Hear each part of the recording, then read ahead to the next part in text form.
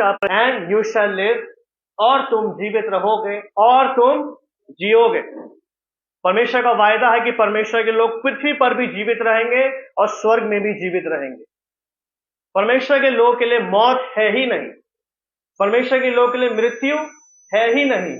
सिर्फ उन मसीहों के लिए मृत्यु है जो यीशु मसीह से दूर रहते हैं। सिर्फ उन मसीहों के लिए मौत है जो जीवन से दूर रहते हैं। अब डिसाइड आपको करना है कि आपको जीवन के साथ रहना है या आपको मृत्यु के साथ रहना है। फैसला आपके हाथों में। प्रभु यीशु मसीह ने, परमेश्वर ने हमें फ्री विल दी है, फ्री चॉइस दी है। आइए इसकी पृष्ठभूमि में चलते हैं।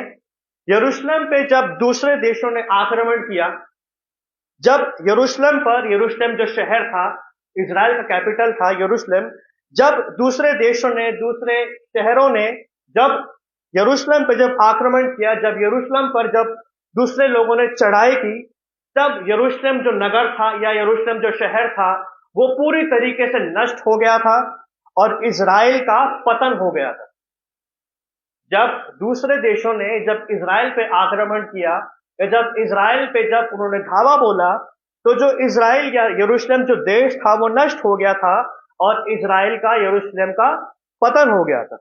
फिर इसके बाद क्या हुआ कि जो यहूदी या जो इजरायली यरूशलेम में रह रहे थे वो आसपास के प्रांतों में या आसपास के देशों में तितर बितर हो गए थे। दूसरे देशों के लोगों ने, अन्य जाति लोगों ने परमेश्वर के लोगों को बेघर कर दिया था और इजराइल पूरे तरीके से तहस नहस हो गया था। इजराइल पूरे तरीके से कंगाल हो गया था। अब यहां पे पैराडॉक्स देख सकते हैं कि अन्य जाति लोगों ने परमेश्वर के लोगों को बेघर कर दिया। अन्य जाति लोगों ने परमेश्वर के लोगों पर चढ़ाई करी। चढ़ाई का कारण यह था कि इजरायली जो थे, होना यह चाहिए था कि इजरायलियों को परमेश्वर के साथ लगे रहते। अब वो परमेश्वर से अलग होकर अलग दुनिया में चले गए और यही वजह थी कि शैतान ने उन पर चढ़ाई कर दी। जितने लोग परमेश्वर के साथ लिपटे हुए रहेंगे वो शैतान पे चढ़ाई करते रहेंगे, और जितने मसीह शैतान के साथ लगे रहेंगे, उसकी बातों में लगे रहेंगे, उतना ही शैतान, दुष्ट आत्माएं, बीमारियां मसीह लोगों पे चढ़ाई करती रहेंगी। अब जब हम इतिहास को देखते हैं, जब इजराइल के इतिहास को हम देखते हैं, हमें पता लगता है कि यरूशलेम पर दो मुख्य देशों ने राज किया। कितने मुख्य देशों ने? दो मुख्य देश जो थे इजराइल को अपना गुलाम बना लेते हैं। पहला देश था अशुर राज्य, जिसको अंग्रेजी में हम लोग असीरिया बोलते हैं, जो आज के समय में इराक कहलाता है। और इसका हम लोग प्रमाण पाते हैं दूसरा राजा 17 अध्याय, घर जाके आप पढ़ लीजिएगा। फिर उसके बाद दूसरा मुख्य देश जो इजराइल पे या यरूशलेम पे राज्य करता है या यरूशलेम को जो गुलाम बनाता है, दूसरा मुख्य राजा था बेबीलोन। क्या था? बेबीलोन। और इसका प्रमाण हम पाते हैं दूसरा राजा 24 अध्याय 13 से लेके 14वीं आयत तक।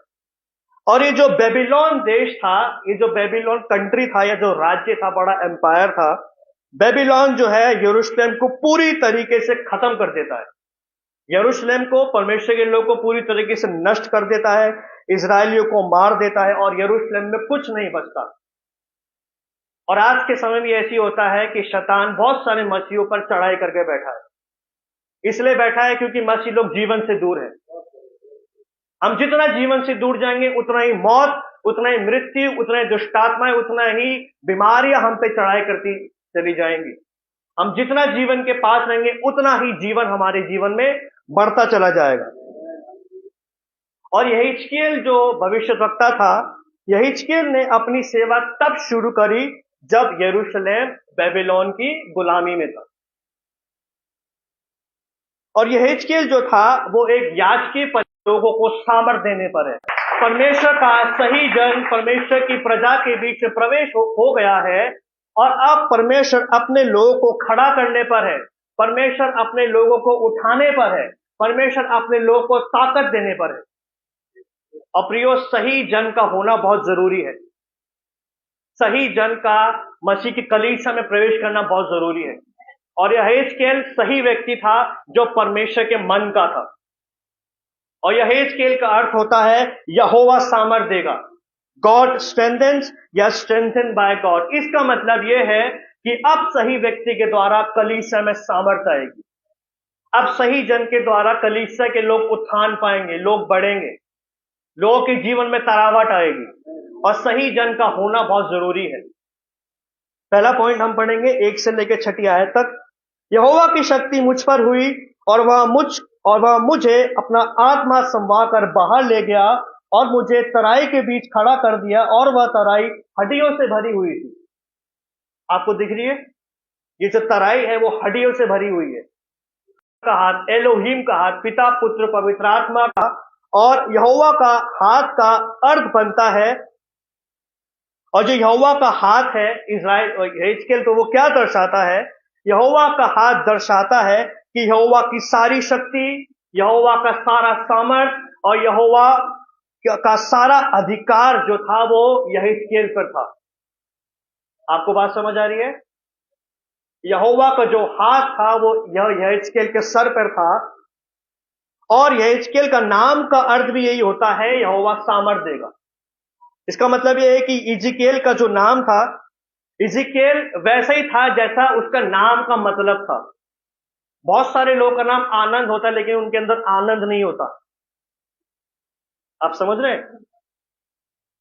बहुत सारे लोगों का नाम शांति होता है लेकिन उनके अंदर शांति नहीं होती है। लेकिन यहेजकेल जो था उस पर स्वयं परमेश्वर का सामर्थ था, और जैसा उसका नाम का मतलब था वो वैसा ही था।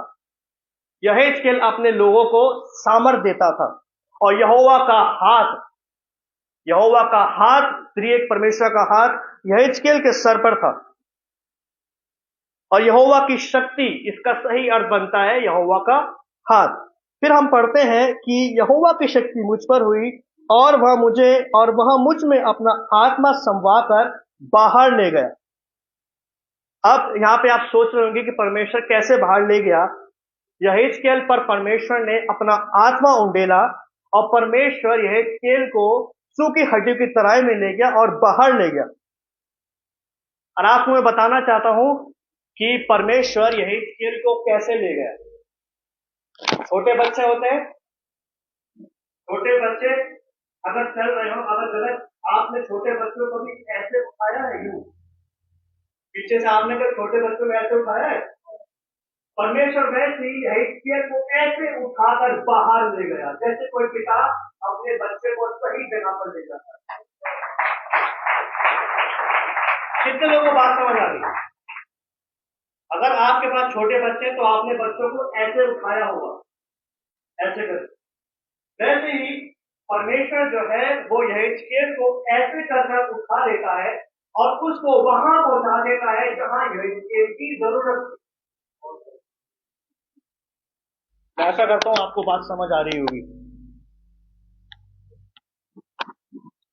और परमेश्वर जो है छोटे बच्चे के समान, जैसे एक पिता अपने बच्चे को ऐसे पकड़ रहा है, वैसे ये परमेश्वर जो है वो यहेजकेल को बहुत आराम से पकड़कर उस जगह पर पहुंचा देता है जहां परमेश्वर उसे रखना चाहता है। और परमेश्वर उसे सचमुच में किसी तराई में नहीं ले गया, हड्डियों की तराई में ही नहीं ले गया। परमेश्वर उसको आत्मा में सूखी हड्डियों की तराई में ले गया। परमेश्वर ने यहेजकेल भविष्यद्वक्ता को एक दर्शन दिखाया, एक विजन दिखाया, और मैं आशा करता हूं कि हम सब यहाँ पे दर्शन देखते हैं, सब विजन देखते हैं। सबको दर्शन और विजन देखने की आदत है, तो आप समझ सकते हैं कि वो दर्शन देख रहा था। और यहेजकेल को सचमुच में ऐसा फील हुआ कि किसी पुरुष के हाथ उसके चारों तरफ आ गए और उसको उठाकर उस जगह पे रख दिया जहां पे यहेजकेल की ज्यादा जरूरत थी। इजिकियेल को दर्शन दिखा और इजिकियेल आत्मा में दर्शन में एक स्थान पर चले गए। जब एक व्यक्ति किसी पुरुष के या किसी कलीसिया के जब काबू नहीं रहता, तो परमेश्वर को उसको काबू करने के लिए उसको पकड़कर सही जगह पर डालना पड़ता है। आपको बात समझ आई? आपने बेकाबू लोग देखे हैं? जो लोग या जो एल्डर्स कलीसिया के जब बेकाबू हो जाते हैं तो परमेश्वर को उनको जबरदस्ती पकड़ना पड़ता है और एक स्थान से उठाकर दूसरे स्थान पर रखना पड़ता है। और जो यहेजकेल था, जो इजिकियेल था, वो बेकाबू इंसान नहीं था, वो परमेश्वर के काबू में था। इसलिए परमेश्वर को यहेजकेल के साथ संघर्ष करना नहीं पड़ा। यहेजकेल जो था वो बेकाबू व्यक्ति नहीं था, वो भड़बड़िया नहीं था, इसलिए परमेश्वर को इज़िकेल के साथ संघर्ष करना नहीं पड़ा। हम जितना परमेश्वर के काबू में रहेंगे, हम जितना परमेश्वर की आत्मा के काबू में रहेंगे, उतना ही परमेश्वर को हमारे साथ काम करने में सरलता होगी और हम सफलता को पाएंगे। और परमेश्वर आपको उस जगह से ले जाना चाहता है जहां परमेश्वर आपको अपनी मर्जी से आपका उपयोग कर सके। आपको बात समझ आएगी? मैं फिर से रिपीट करता हूं, परमेश्वर आपको उस जगह पर ले जाना चाहता है जहां परमेश्वर आपको अपनी मर्जी से आपका उपयोग कर सके। अब मैं यहां पे खड़ा हूं, लेकिन परमेश्वर चाहता है कि मैं यहां आ जाऊं। आपको बात समझ आई? मेरी मर्जी है कि परमेश्वर मुझे यहां इस्तेमाल करे, लेकिन परमेश्वर की मर्जी है कि वो मुझे यहां इस्तेमाल करे। तो परमेश्वर आपको पीछे से पकड़कर, आपको उठाकर उस जगह पे ले जाएगा जहां आपको होना चाहिए। बहुत सारे जो मसीह लोग हैं वो मिसप्लेस्ड हैं, भाई साहब बताते हैं, मिसप्लेस्ड हैं, उस जगह पे नहीं जहां उनको होना चाहिए। लेकिन हम क्या करते हैं, लेकिन हम चाहते हैं कि परमेश्वर हमें हमारी पसंदीदा जगह पर इस्तेमाल करे। याद रखें, परमेश्वर कभी भी आपको आपकी मर्जी से आपको कभी इस्तेमाल नहीं करेगा। परमेश्वर आपको अपनी मर्जी से इस्तेमाल करना चाहता है और हम परमेश्वर को उसकी मर्जी से इस्तेमाल अपने आप को होने दें। और यहेजकेल जो था वो पहले से यहोवा परमेश्वर के काबू में था, इसलिए परमेश्वर ने उसको उस जगह पर रख दिया जहां उसकी ज्यादा जरूरत थी। हम अपने आप को परमेश्वर के हाथों में सौंप दे, हम अपने आप को परमेश्वर के हाथों में सौंप दे, परमेश्वर को काबू करने दे, और परमेश्वर आपके साथ बड़ी सफलता के साथ, सरलता के साथ और स्मूथनेस के साथ आपको अपने लिए इस्तेमाल करे। परमेश्वर को यहेजकेल के साथ मेहनत करनी नहीं पड़ी और परमेश्वर यहेजकेल को उठाकर सूखी हड्डियों की तराई में ले जाता है। याद रखें, यहेजकेल जो था वो याजक था और साथ साथ भविष्यद्वक्ता भी था। और पुराने नियम के अनुसार, जो पुराने नियम के जो भविष्यद्वक्ता थे, वो अपनी स्वयं की बुद्धि से या अपनी स्वयं की शक्ति पे वो आधार घोषणा नहीं करते थे। पुराने नियम के जितने भविष्यद्वक्ता थे वो अपनी बुद्धि के आधार पर या अपनी शक्ति के आधार पर भविष्यवाणी नहीं करते थे। वो कुछ का कुछ नहीं बोलते फिरते थे। वो जो भी बोलते थे वो डायरेक्ट परमेश्वर के द्वारा बोलते थे। पुराने नियम के जितने भी भविष्यद्वक्ता हैं और नए नियम में जितने भी प्रेरित हैं, सब जो है वो परमेश्वर पे आधारित थे। अपनी बुद्धि से, अपनी शक्ति से या अपनी सामर्थ्य पे आधारित वो घोषणा नहीं करते थे। मैंने बहुत सारे भविष्यद्वक्ताओं को ये बोलते सुना है कि अगर मैं आया हूं तो कुछ ना कुछ बोल के जाऊंगा। अगर कुछ ना कुछ बोल के जाओगे तो जरूर नुकसान होगा। जब आप परमेश्वर की अनॉइंटिंग में या जब आप पवित्र आत्मा की मार्गदर्शन में बोलते हैं तब फायदा होता है। जब आप अपनी बुद्धि से, अपनी समझ से बात करते हैं तब निश्चय ही 100% नुकसान होते हैं। और पुराने नियम की भविष्यद्वक्ता की सारी शक्ति, सारी ताकत यहोवा की ओर से आती थी। क्या आज जो अपने आप को प्रॉफिट बोलते हैं या अपोस्टल बोलते हैं, क्या आप सच में बोल सकते हैं कि आपकी ताकत त्रिएक परमेश्वर से आती है, या आप अपने ही बुद्धि से भविष्यवाणियां करते हैं? पुराने नियम में जितने भी याजक थे या जितने भी भविष्यद्वक्ता थे, उनकी सारी शक्ति, उनकी सारी ताकत यहोवा की तरफ से आती थी और यहोवा के आत्मा के बगैर जो भविष्यद्वक्ता होते थे वो असहाय हो जाते थे, वो हेल्पलेस हो जाते थे। और इज़िकेल भी जो था, इज़िकेल भविष्यद्वक्ता जो याजक था, वो पूरी तरीके से त्रिएक परमेश्वर पर डिपेंडेंट था। और परमेश्वर की सहायता के बिना इज़िकेल जो था, यहेजकेल जो था, वो असहाय था, हेल्पलेस था। उसकी कोई आशा उम्मीद नहीं थी। यहेजकेल की सारी आशाएं, यहेजकेल की सारी उम्मीदें त्रिएक परमेश्वर पर लगी हुई थी। और आज भी, आज के समय के जो मसीह हैं, वो अपनी बुद्धि पर, अपनी समझ पर भरोसा रखते हैं। और नीति वचन में राजा सुलेमान इस बात को स्पष्ट रूप से कहता है कि अपनी समझ का सहारा न लेना, वरन पूरे मन से यहोवा पर भरोसा रखना, तब वो तेरे लिए सीधा मार्ग निकालेगा। हम लोगों ने अपने मार्गों को खुद ही टेढ़ा कर रखा है, क्योंकि हम अपनी समझ का सहारा लेते हैं। जिस दिन हम परमेश्वर की समझ का सहारा लेने लग गए, उस दिन से मैं बता रहा हूं आपको कि आपके मार्ग सीधे होने शुरू हो जाएंगे।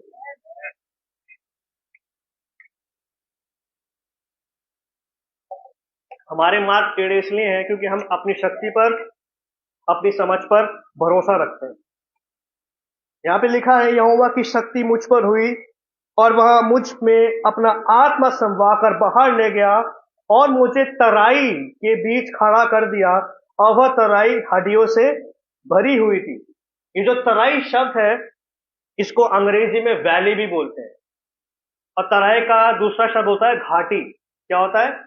घाटी। जब हम इसके मूल शब्द में आते हैं, इब्रानी भाषा में तराई का सही अर्थ बनता है वो जगह जो हरी भरी है और वो जगह जो शांत है। क्या है? वो जगह जो हरी भरी है और वो जगह जो शांत है। लेकिन जब हम इस तराई को देखते हैं, ये तराई अपने नाम की बिल्कुल ही उल्टी थी।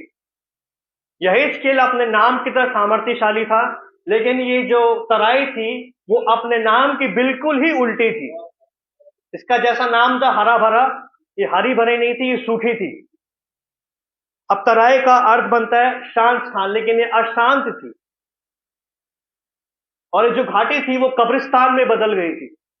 कब्रिस्तान में इसलिए बदली थी क्योंकि इजराइल और बेबीलोनियन के बीच युद्ध हुआ, और बेबीलोनियन ने इजराइलियों को बुरी तरीके से हरा दिया और उनके लाशें बिछ गई, और ऐसा हराया कि उनके लाशें हड्डियां बन गई। और बाइबल के विद्वान, जो पुराने नियम के स्कॉलर्स हैं, वो इस बात को बताते हैं जो कंगाल थे वो परमेश्वर के लोग हैं, और आज भी परमेश्वर के लोगों की हालत ऐसी है। बहुत गंभीर बात है कि हम जो त्रिएक परमेश्वर को के लोग हैं, जो यीशु मसीह के साथ दिन रात बातें करते हैं, प्रभु आपके सपनों में आता है, प्रभु आपसे मुंह दर मुंह बात करता है, हमारी हालत ऐसे कैसे हो सकती है? हमें समझने की आवश्यकता है कि आज कलीसियाओं की हालत ऐसी है। कलीसिया सूखी पड़ी है, कलीसिया में हरा भरापन नहीं है, क्योंकि कलीसिया ने कभी भी परमेश्वर को सीरियसली नहीं लिया। अर्जुन अंकल एक बात प्रार्थना करते हैं कि हम आपके वचन को प्रभु सीरियसली लें, आपके वचन को गंभीरता से लें। कलीसियाओं ने परमेश्वर को गंभीरता से अभी तक नहीं लिया है, इसलिए कलीसिया की हालत ऐसी है, लोग कंगाल हैं।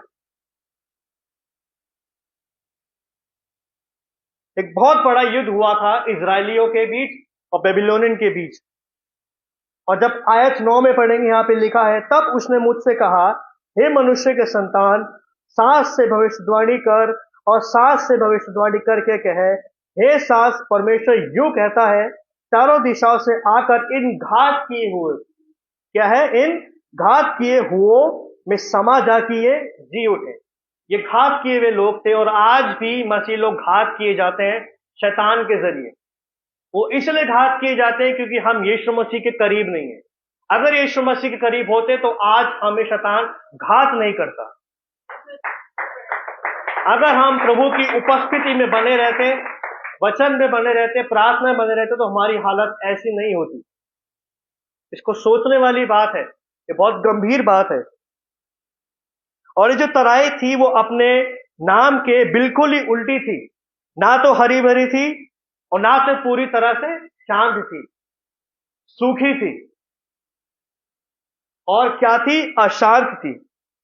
लेकिन अब इसमें ये जो घाटी है जो सूखी पड़ी हुई है, ये जो घाटी जिसमें लाशें पड़ी हुई हैं, जो अपने नाम की बिल्कुल उल्टी है, जो नाम के अब बिल्कुल उल्टी है, अब इसका धन्यवाद देने का समय निकट आ चुका है, क्योंकि अब स्वयं यहोवा परमेश्वर अपने सही जन के साथ इस सूखी घाटी में उतर चुका है, जो अब इस घाटी को हरा भरा करने पर है, जो अब इस घाटी को पूरी तरीके से अब इन कंगालों को फिर से उठाने पर है। प्रियो, अगर आपको लगता है कि आपकी घाटी सूखी है, अगर आपको लगता है कि आप हरे भरे नहीं है, तो चिंता करने की आवश्यकता नहीं है। यहोवा परमेश्वर, त्रिएक परमेश्वर आपकी तराई पे उतरने के लिए तैयार है। क्या आप उसका स्वागत करने के लिए तैयार हैं? वो आपकी तराई में उतरना चाहता है। वो आपको फिर से हरा भरा करना चाहता है। वो फिर से आपको सामर्थ देना चाहता है। वो फिर से आपको उठाना चाहता है। वो फिर से आपको बदलना चाहता है, आपको आशीष देना चाहता है। अब तराई के दिन बदलने वाले हैं, क्योंकि त्रिएक परमेश्वर उस तराई में उतरने वाला है। अब परमेश्वर के लोगों के दिन बदलने वाले हैं। अब परमेश्वर के लोगों की दिशा और दशाएं बदलने वाली है। और परमेश्वर सीएमडी से कहता है, हे सीएमडी कलीसिया, अब तेरे दिन बदलने वाले हैं। हे क्रिस्ट मुख के द्वार फेलोशिप, अब तेरी दिशा और दशा बदलने वाली है, क्योंकि मैं त्रिएक परमेश्वर अपने सही जन के साथ अब कलीसिया में उतर चुका हूं। अपनी अपनी घाटियों को खोले, अपने मन को खोले और परमेश्वर को रिसीव करें। आज ही आपका सारा सूखापन जाता रहेगा। आज आपकी सारी कंगाली जाती रहेगी।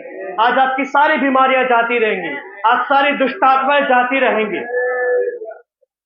क्योंकि परमेश्वर अपने उस धन के अनुसार जो महिमा समेत प्रभु यीशु मसीह है, आज सीएमडी की सारी कमी घटी को पूरा करने वाला है। परमेश्वर सामर्थ देने वाला है। क्या आप रेडी हैं उसको रिसीव करने के लिए? दूसरे आयत में लिखा है, तब उसने मुझे उनके चारों ओर घुमाया और तराई की तह पर बहुत सी सूखी हड्डियां थी और वे बहुत सूखी थी। इतनी सूखी थी अगर हाथ लगाओ तो डस्ट बन जाएंगी। इतनी सूखी थी, बिखर जाएंगी। और आज मछलियों की हालत ऐसी है, बहुत सूखे हैं। अगर मछलियों पे हाथ रखो तो वहीं बिखर जाएंगे, वहीं रोने लगेंगे। यहां वे जो है परमेश्वर ने यहेजकेल को हड्डियों के चारों ओर घुमाया। और ध्यान रखें, जो इज़िकेल था, ये जो यहेजकेल था, वो एक याजक था। क्या था? याजक था। और याजक को अपने आप को पवित्र रखना जरूरी था। याजक को ऐसी कोई चीज नहीं छूनी थी जो उसे अशुद्ध करे। याजक को ऐसी कोई चीज नहीं छूनी थी जो उसको अपवित्र करे। हमें भी ऐसी चीजों से, ऐसी बातों से अपने आप को अलग करना है जो हमें अशुद्ध करती हैं। हमें अपने आप को उन चीजों से अलग करने की आवश्यकता है जो हमें अपवित्र करती हैं। और इस दुनिया में सिर्फ एक ही पवित्र है, प्रभु यीशु मसीह। अगर आप अपवित्र या अशुद्ध होने से बचना चाहते हैं तो पवित्रता के सोर्स के साथ ही रहें। हम पवित्र होते चले जाएंगे और जितने लोग मेरे कांटेक्ट में आएंगे मैं उनको भी पवित्र कर दूंगा। और लेवी व्यवस्था 21 अध्याय 1 से लेके 4 आयत के अनुसार ये जो याजक हुआ करते थे, उनको मरे हुए, खासकर जो शव थे, उनको छूना मना था। याजकों को शव को छूना मना था, क्योंकि जो शव थे वो याजकों को क्या करते थे? अशुद्ध करते थे। लेकिन जो याजक थे वो सिर्फ अपने संबंधियों के शव को ही छू सकते थे। आपको बात समझ आ गई? जो याजक थे, इनको डेड बॉडीज छूना मना था। लेकिन फिर भी परमेश्वर ये जानने के बावजूद भी यहेजकेल को क्यों डेड बॉडीज के पास ले गया? परमेश्वर इसलिए यहेजकेल को डेड बॉडीज के पास ले गया ताकि वो बता सके कि ये हड्डियां तेरा कुछ नहीं बिगाड़ सकती जब तक मैं तेरे साथ हूं। परमेश्वर ने पहले बोला कि याजक डेड बॉडीज के पास नहीं जाएंगे, लेकिन उसके बावजूद भी परमेश्वर क्यों यहेजकेल को डेड बॉडीज के पास लेके जा रहा है? ये बताना चाहता था कि डेड बॉडीज से कुछ नहीं होगा। जब तक मैं तेरे साथ हूं, तुझे कोई भी चीज अशुद्ध या अपवित्र नहीं कर सकती है। याद रखें कलीसिया, अगर आप त्रिएक परमेश्वर के साथ रहेंगे तो संसार आपको छू नहीं सकता। अगर आप यीशु मसीह के साथ रहेंगे तो ये अपवित्र करने वाली चीज आपको छू नहीं सकती। अगर आप यीशु मसीह के साथ रहेंगे तो ये बीमारियां, ये दुष्टात्मा, ये संघर्ष आपको छू नहीं सकते। आपके आसपास फटकने की हिम्मत भी नहीं होगी। लेकिन अगर हम जरा सा भी चूके तो हम इनके लिए खिड़की खोल देंगे और ये अपवित्रताएं, ये अशुद्धताएं, ये बीमारियां हमारे अंदर आ जाएंगी। पास्टर मुझे इस बात को बोलते हैं कि हम शैतान के लिए पोर्टल खोल देते हैं। क्या खोलते हैं? एक पोर्टल खोलते हैं।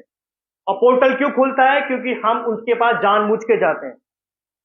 हम जितना यीशु मसीह के पास रहेंगे उतनी हमारी खिड़कियां बंद रहेंगी। ये जो हड्डियां थी वो बहुत सूखी थी, और ध्यान देने वाली बात यह है कि जो सूखी हड्डियां थी इनका अर्थ क्या बनता है? ये जो सूखी हड्डियां थी इनका सही अर्थ बनता है कि इनमें कोई जीवन नहीं था, इनमें जीवन का एक अंश भी नहीं था। ये सूखी हड्डियां, इनमें ना तो जीवन था, इनके अंदर निराशा थी, ये पूरी तरीके से मर चुकी थी, कोई चांस नहीं है इनको जीवित करने का। ये पूरी तरीके से हार चुकी थी, हारे हुए लोग थे वो जो पड़े हुए थे। शैतान ने बुरी तरीके से इजरायलियों को, परमेश्वर के लोगों को हरा दिया था। सूखी हड्डियों का अर्थ बनता है उनके अंदर कोई जीवन नहीं था, पूरी तरीके से वो निराशा में थे, कोई आशा नहीं थी, कोई उम्मीद नहीं थी। और आज भी बहुत सारे मसीहों की हालत इन सूखी हड्डियों की तरह है। ये देख रहे हैं इंसान है लेकिन इनके अंदर जीवन नहीं है। जीवन तब तक नहीं आएगा जब तक ये खुद जीवन के पास नहीं जाएंगे।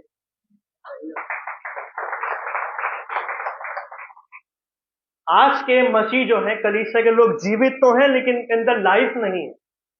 आपने कभी सुस्तीला आदमी देखा है? सुस्तीले आदमी के अंदर कोई लाइफ नहीं होती, सुस्त होता है एकदम। वैसी आज की कलीसिया की हालत है, सूखी हड्डियों की तरह इनकी हालत है। यावेस पीपल आर लाइफलेस। और ये बहुत गंभीर बात है कि कलीसिया लाइफलेस है, कोई जीवन नहीं है। कलीसिया के लोग, बहुत सारे मसीह आज निराश हैं, उनके पास कोई उम्मीद नहीं है, कलीसिया के लोगों के पास कोई आशा नहीं है, कलीसिया के लोग मर रहे हैं, हारे हुए हैं और बीमार हैं। लेकिन मेरे प्रियो, आज मौका है प्रभु यीशु मसीह को अपनी अपनी तराई में उतरने दे, वो आपको जीवित करना जानता है। आज ही है मौका, प्रभु यीशु मसीह को अपनी अपनी तराई में, अपने अपने जीवन में उतरने दे, और वो आपको जीवित करना जानता है। वो आपकी निराशाओं को दूर करना जानता है, वो आपको आशा देना जानता है, वो आपको छुटकारा देना चाहता है। प्रभु यीशु मसीह आपको हरा भरा करना जानता है, वो आपको जीवन देना जानता है, वो आपको विजय देना चाहता है। वो जानता है कि आपको नई आशा कैसे दी जाए। प्रभु यीशु मसीह सूखेपन को हटाना जानता है, सूखेपन की दुष्टात्मा को हटाना जानता है, संघर्ष को हटाना जानता है। बस आप अपनी तराई में प्रभु यीशु मसीह को उतरने दें, और वो उतरने के लिए तैयार है। हम उसको अपनी घाटी में उतरने दें, वो आपको मृत्यु से अलग कर देगा और आपको जीवन की ओर ले आएगा।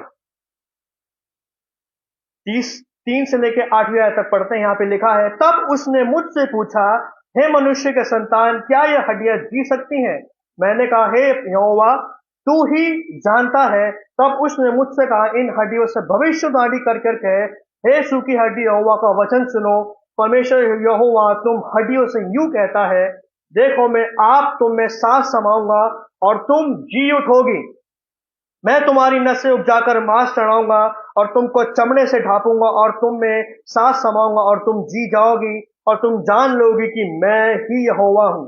इस आज्ञा के अनुसार मैं भविष्यवाणी करने लगा, और मैं भविष्यवाणी कर ही रहा था कि एक आहट हुई और भूडोल हुआ और वे हड्डियां इकट्ठी होकर हड्डी से हड्डी जुड़ गई। मैं देखता रहा कि उनमें नसें उत्पन्न हुई और मांस चढ़ा और वे ऊपर चमड़े से ढक गई, परंतु उनमें सांस कुछ न थी। ये जो सूखी जो हड्डियों की तराई थी, वो सच में कोई सूखी हड्डियों की एक जगह नहीं थी, एक दर्शन था। और परमेश्वर अपने दास को आत्मा में ले गया। पीछे पीछे करिए लाइट को, और पीछे और पीछे। ये जो हालत है लोगों की कंगाल, ये असल में इजरायलियों की हालत परमेश्वर बता रहा है कि इजरायलियों की हालत ऐसी हो गई। युद्ध के बाद, जंग करने के बाद, संघर्ष करने के बाद, और ये आज सच पूछे परमेश्वर के लोगों की हालत है। हम अपने आप को बाहर से बोलते प्रेज द लॉर्ड, हालेलुया, लेकिन अंदर से हम लोग ऐसे हैं। बहुत गंभीर बात है। कोई आत्मिक तौर से कंगाल है, सिर्फ धन दौलत पैसा होना ही जरूरी नहीं है। बहुत सारे मसीह लोग आत्मिक तौर से कंगाल हैं, कुछ लोग शारीरिक तौर से कंगाल हैं, मतलब कमजोरियां हैं, बीमारियां हैं। कुछ लोग आर्थिक तौर से कंगाल हैं, और बहुत सारे लोग सामाजिक तौर से कंगाल हैं, मानसिक तौर से कंगाल हैं। और यहेजकेल 37वें अध्याय 1 से लेकर 14 आयत तक यहाँ पे हर तरीके की कंगाली की बात हो रही है। हर तरीके की कंगाली को यहाँ पे दर्शाया जा रहा है, आत्मिक कंगाली को, आर्थिक कंगाली को, शारीरिक कंगाली को। लेकिन फिर मैं आपको बताना चाहता हूं कि यीशु मसीह सब कंगालियों को हटाने वाला प्रभु है। चाहे आत्मिक कंगाली हो, चाहे शारीरिक कंगाली हो, चाहे आर्थिक कंगाली हो, प्रभु यीशु मसीह आपको हर तरीके से हरा भरा करेगा। हर तरीके से वो आपको हरा भरा कर देगा। और यहां पे ये जो त्रिएक परमेश्वर है वो यहेजकेल से पूछता है कि चल मुझे बता, क्या ये हड्डियां जी सकती हैं? क्या ये हड्डियां दोबारा से जीत सकती है? और एक इंसानी उत्तर ये हो सकता है कि नहीं प्रभु, जीवित नहीं हो सकती। एक नॉर्मल इंसान परमेश्वर को क्या जवाब देगा कि नहीं प्रभु, जीवित नहीं हो सकती, ये सूखी हैं, सूखी रहेंगी, इनमें जीवन का कोई अंश नहीं है, ये पहले से मिट चुकी हैं। लेकिन अगर परमेश्वर आपसे सवाल पूछे तो आप क्या बोलेंगे? सचिन, क्या ये हड्डियां जी सकती हैं? अगर परमेश्वर यहोवा आपसे पूछे क्या ये सूखी हड्डियां जी सकती हैं, तो परमेश्वर को आप ये मत बोले कि नहीं प्रभु, ये नहीं जी सकती, ये जी नहीं सकती। वरन आप परमेश्वर को ये बोले कि मनुष्य से तो नहीं हो सकता, लेकिन परमेश्वर से हो सकता है, क्योंकि परमेश्वर से सब कुछ हो सकता है। परमेश्वर अगर आपसे सवाल पूछ रहा है कि एंथनी, क्या ये बीमारी हट सकती है, तो परमेश्वर आपके मुंह से यही नहीं सुनना चाहता प्रभु नहीं, बिल्कुल नहीं हट सकती। परमेश्वर आपके मुंह से ही सुनना चाहता है हाँ, परमेश्वर बिल्कुल हट सकती है। कितनी भी जटिल से जटिल बीमारी हो, परमेश्वर उसे उखाड़ना जानता है। कितनी भी जटिल से जटिल दुष्टात्मा प्रभु उसे उखाड़ना जानता है। बस आपको हाँ करने की जरूरत है, आपको अंगीकार करने की जरूरत है कि हाँ प्रभु, आपसे सब कुछ हो सकता है। आप ये मत बोले कि प्रभु नहीं हो पाएगा। आप ये मत बोले कि प्रभु यीशु मसीह मैं ठीक नहीं हो पाऊंगी, मैं ठीक नहीं हो पाऊंगा। आप परमेश्वर से ये मत बोले कि प्रभु मेरा घर नहीं बन पाएगा। परमेश्वर से बोले प्रभु मेरा घर जरूर बनेगा, मैं चंगी होंगी, मैं चंगा होऊंगा, मेरा काम बढ़ेगा, और मेरे घर के लोग सदा तेरे धाम में वास करेंगे। परमेश्वर आपके मुंह से ना नहीं सुनना चाहता। त्रिएक परमेश्वर आपके मुंह से यस लॉर्ड सुनना चाहता है, यस सर। क्या सुनना चाहता है? Yes sir, yes captain. क्योंकि परमेश्वर आपके नाव का कैप्टन है, और कैप्टन आपके मुंह से ना नहीं सुनेगा। अगर आपने ना बोल दिया तो आपको नाव से उतार देगा, फिर आप ना करते रहिए, प्रभु माफ करो, प्रभु माफ करो। अब मैं क्या माफ करूं, तूने पहले ही ना बोल दिया। हाँ बोलना सीखे। और यहेजकेल जो है वो बहुत खूबसूरत तरीके से अपना बचाव कर लेता है। ना वो हाँ बोलता है, ना वो ना बोलता है। क्या बोलता है? यहोवा तू ही जानता है। क्योंकि यहेजकेल को पता था कि जीवन देने वाला परमेश्वर मेरे साथ खड़ा है, सामर्थ देने वाला परमेश्वर मेरे साथ खड़ा है, हरा भरा करने वाला परमेश्वर मेरे साथ खड़ा है। और चौथी आयत में इस प्रकार से लिखा है कि भविष्यवाणी कर। और भविष्यवाणी का जो इब्रानी भाषा में सही अर्थ बनता है, भविष्यवाणी का या प्रोफेसी का सही अर्थ बनता है बुलाया जाना। क्या? बुलाया जाना। अब परमेश्वर यहेजकेल के जरिए इज़राइल को अपने पास बुला रहा है, अपने पास बुला रहा है। यहोवा परमेश्वर मरे हुए लोगों को, कंगाल लोगों को अपने पास बुला रहा है ताकि वो दोबारा से जिएं। यहेजकेल परमेश्वर की उपस्थिति के द्वारा, परमेश्वर के जरिए लोगों को परमेश्वर के पास ला रहा है, मरे हुए लोगों को परमेश्वर के पास ला रहा है, कंगालों को परमेश्वर के पास लेके आ रहा है। आसपास के लोग सोच रहे होंगे पागल हो गया है, आसपास के लोग सोच रहे होंगे दिमाग खराब हो गया, लेकिन यहेजकेल का दिमाग खराब नहीं था। उसको पता था कि जीवन कहां मिलेगा। वो लोगों को जीवन की राह की ओर ले जा रहा था। आपको संसार के लोग पागल समझेंगे, आपको आपके रिश्ता पागल समझेंगे, इनका दिमाग खराब हो गया है, लेकिन आप जानते हैं कि जीवन की राह परमेश्वर ही है, जीवन प्रभु यीशु मसीह ही है। परमेश्वर क्या बोलता है कि भविष्यवाणी कर, और यहां पे भविष्यवाणी का सही अर्थ बनता है प्रचार कर। मेरे वचन का प्रचार कर। परमेश्वर एजकेल के लिए नहीं बोलता कि हड्डियों के लिए तेल लगा के प्रार्थना कर। परमेश्वर ये नहीं बोल रहा कि तू इनके लिए फास्टिंग कर 2 दिन की 3 दिन की। परमेश्वर क्या बोल रहा है कि तू इन पे भविष्यवाणी कर।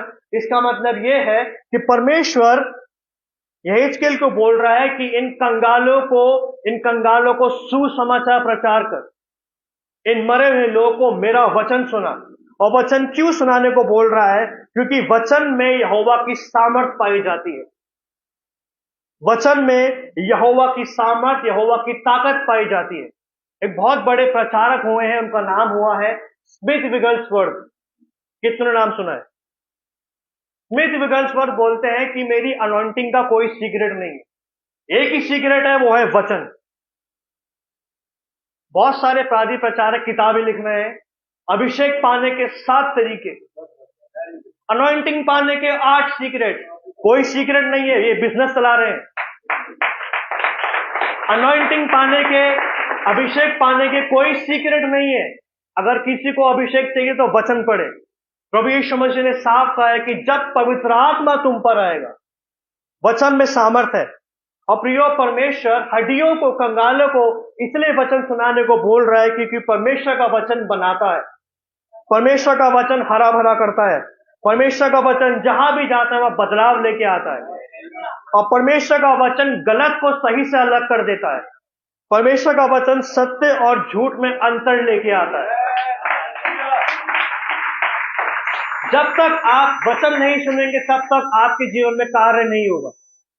और जब वचन आपके अंदर आएगा तो वचन आपके अंदर जीवन पैदा करेगा। और बाइबल इस बात को बताती है कि परमेश्वर ने अपने नाम से ज्यादा अपने वचन को महत्व दिया है। हमें अपने जीवन में वचन को महत्व देने की आवश्यकता है। और यहां पे इज़िकिएल को, यहेजकेल को सिर्फ बोलना नहीं था, परमेश्वर इज़िकिएल को परमेश्वर के वचन की घोषणा करनी थी। उसको कंगालों पर वचन को डिक्लेयर करना था। और मैं आपको एक सलाह देना चाहूंगा, जब आप एक दूसरे से मिले इसके बाद भी और जब तक आप जीवित रहे, एक दूसरे पर वचन की घोषणा करना शुरू कर दें। एक दूसरे पर वचन क्लेम करना शुरू कर दें। और सिर्फ आशीष वचन ही नहीं कि तुम जियोगे, तुम लहलाते रहोगे, उत्तम दाखला सही बात ये नहीं। आपको आशीष वचन के साथ ये वाले वचन भी बोलने कि जैसा यीशु पवित्र है वैसी पवित्र बनो। आपको आशीष वचन के साथ साथ ये वाले वचन भी बोलना जरूरी है कि यीशु मसीह ने बोला था कि अब दोबारा पाप मत करना। हमें ये वाले वचन भी डिक्लेयर करना जरूरी है कि चोरी ना करना, चालाकी ना करना, व्यभिचार ना करना। आशीष वचन और कठोर वचन दोनों बैलेंस में होने चाहिए। कठोरता भी आनी चाहिए और आशीष भी आनी चाहिए। जब एक दूसरे से मिले, किसी के बारे में बुराई ना करें, डिस्कशन ना करें, एक दूसरे से वचन की बातें करें, एक दूसरे पे वचन की घोषणा करें। क्योंकि वचन फूलता है, वचन फलता है, वचन बढ़ाता है और बुराइयां वापस खींचती हैं। और बहुत सारे लोग जो हैं वो भविष्यवाणी का गलत अर्थ निकालते हैं। बहुत सारे लोगों को भविष्यवाणी का असली अर्थ नहीं पता। भविष्यवाणी का सही अर्थ बनता है लोगों को वापस परमेश्वर के पास लेके आना। और जब हम पुराने नियम को देखते हैं, प्रोफेसी जो है वो मसीहों को वो वाली वाचा याद दिलाती है जो परमेश्वर ने इजरायलियों के साथ सीने पर्वत पर बांधी थी कि तुम मेरे लोग हो और मैं तुम्हारा परमेश्वर हूंगा। भविष्यवाणी मसीहों को परमेश्वर के पास वापस लेके आती है। भविष्यवक्ता जो भविष्यवाणी करते हैं वो इस बात की भविष्यवाणी करते हैं कि परमेश्वर बोल रहा है कि मेरे पास वापस लौट आओ, गलत मत करो, घृणित काम मत करो। लेकिन आज के भविष्यवक्ता क्या करते हैं, कैसी भविष्यवाणी करते हैं कि सिस्टर मैं देख रहा हूं कि आप 10th में फर्स्ट आई थी और 12th में फेल हो गई थी, और सिस्टर भी हाँ हाँ वेरी गुड ऐसे ही हुआ था। आज की भविष्यवाणी अमेरिका भेजती है, आज की भविष्यवाणी हेल्दी बनाती है, अच्छी बात है। लेकिन भविष्यवाणी का सही अर्थ बनता है उस वाचा को लोगों को याद दिलाना जो परमेश्वर ने सीने पर्वत पर अपने लोगों के साथ बांधी थी। और वो वाचा क्या है कि तुम मेरे लोग हो और मैं तुम्हारा परमेश्वर हूंगा। परमेश्वर जो है अपना आत्मा कलीसिया पर उंडेलना चाहता है। परमेश्वर अपने लोगों को जीवन देना चाहता है। परमेश्वर आपकी सूखी तराई में उतरना चाहता है ताकि आपको वो फिर से हरा भरा करे और आपकी हड्डियों में फिर से मांस चढ़ाए और आपको फिर से अपने आत्मा से तरोताजा करे। सूखी हड्डियों का मतलब यह है कंगालपन, आत्मिक कंगालपन, शारीरिक कंगालपन, आर्थिक कंगालपन। और प्रभु यीशु मसीह हर तरीके की कंगाली को दूर करना जानता है। वो सारी तरीके की कंगाली को दूर कर रहा है। आइए हम लोग प्रार्थना करें और हम सब अपने अपने लिए प्रार्थना करें और बोले कि प्रभु मेरी सूखी तराई में उतर आए और प्रभु जी मेरे जीवन के सारे सूखेपन को प्रभु जी आप हटा दें। मेरे जीवन की सारी कंगाली को प्रभु जी आप हटा दें। प्रभु जी आप मेरे जीवन में अपने जीवन को उत्पन्न करें, मुझे फिर से जीवित करें। आइए हम यहोवा परमेश्वर को पुकारें, उस त्रिएक परमेश्वर को अपने जीवन में पुकारें और अपनी अपनी घाटियों में हम प्रभु यीशु मसीह को आमंत्रित करें। प्रभु आपको आज जीवित करने जा रहा है, वो आपको उठाने जा रहा है, वो आपको रिस्टोर करने जा रहा है। अब परमेश्वर के वचन को हम अपने अंदर जड़ पकड़ने दें। यहोवा परमेश्वर प्रभु यीशु मसीह नासरी के सामर्थ्य नाम से हम आपका धन्यवाद देते हैं प्रभु। ये वचन बड़ी सिधाई से हमारे पास पहुंचा है प्रभु, और ये वचन हमारे अंदर 30 गुना, 60 गुना, 100 गुना फल लाए प्रभु। और प्रभु जी हम आपसे विनती करते हैं, हम अपनी अपनी घाटियों में, अपनी अपनी तराइयों में प्रभु जी आपको इनवाइट करते हैं। हमारे जीवन का सारा सूखापन जाता रहे और प्रभु जी आप हमारी कब्रें खोल के अब आप हमें हमारी कब्रों से उठाएं प्रभु जी। आप मेरे जीवन को बदल दे प्रभु, आप मुझे रेस्टोर कर। धन्यवाद देते हैं यीशु मसीह, इस प्रार्थना को आपके सामर्थ्य नाम में मांगते हैं। शलोम शलोम।